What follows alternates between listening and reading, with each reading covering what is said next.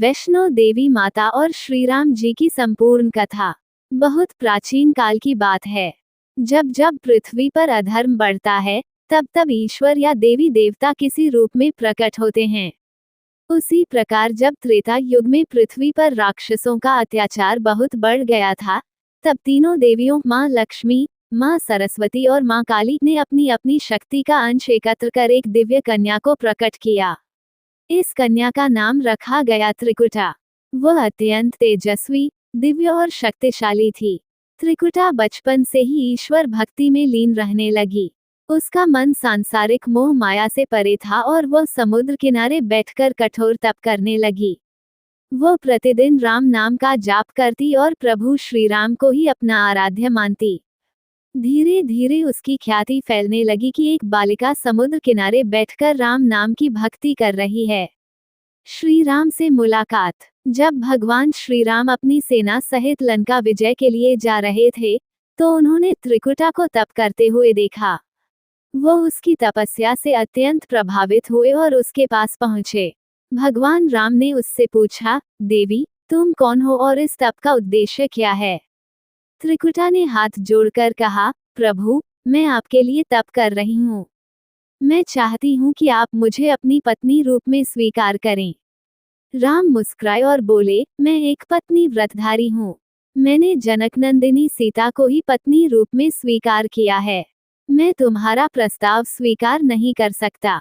त्रिकुटा निराश हो गई। तब श्री राम ने कहा, परंतु मैं तुमसे एक वचन देता हूँ, कलयुग में जब मैं कल की अवतार लूंगा, तब तुम्हारे साथ विवाह करूंगा। उन्होंने त्रिकुटा को वैष्णवी नाम दिया और उसे निर्देश दिया कि वह हिमालय की गुफाओं में जाकर साधना करे।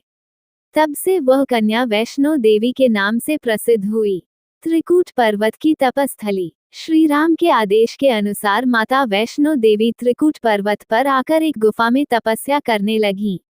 उन्होंने वहीं लोगों की सेवा शुरू की। जो भूखे होते, उन्हें भोजन कराती, बीमारों की सेवा करती। धीरे धीरे लोग उन्हें देवी का रूप मानने लगे।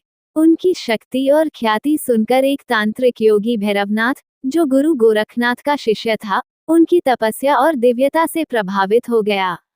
भैरवनाथ का पीछा और माता की रक्षा। भैरवनाथ माता को अपने साथ ले जाना चाहता था। उसने विवाह का प्रस्ताव रखा, पर माता ने मना कर दिया।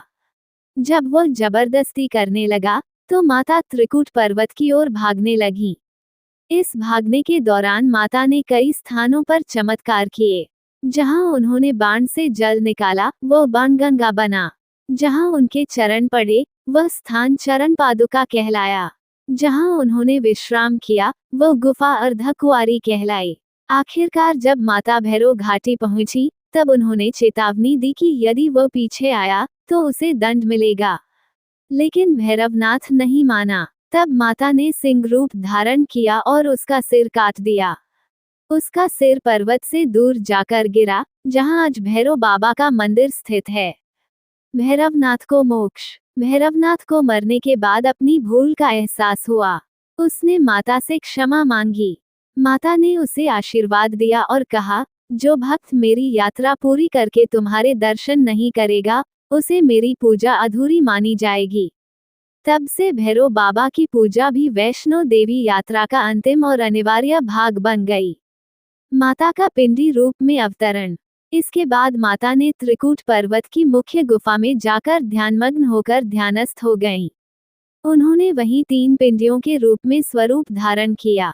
महाकाली, महालक्ष्मी, महासरस्वती। ये तीनों पिंडियां एक ही चट्टान से निकली हैं, जिन्हें आज भी माता वैष्णो देवी गुफा में देखा जा सकता है।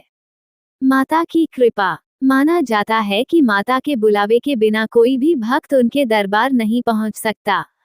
जो एक बार बुलावा पाता है, वह चाहे जैसे भी माता के चरणों में पहुंच ही जाता है। कटरा से 13.5 किलोमीटर की यात्रा पैदल की जाती है।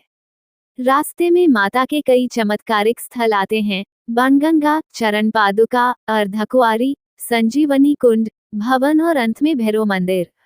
समाप्ति और संदेश। माता वैष्णो देवी की कथा हमें ये सिखाती है कि भक्ति और सेवा में अद्भुत शक्ति होती है। जब तक हम सच्चे मन से किसी शक्ति को पुकारते हैं, वो जरूर उत्तर देती है।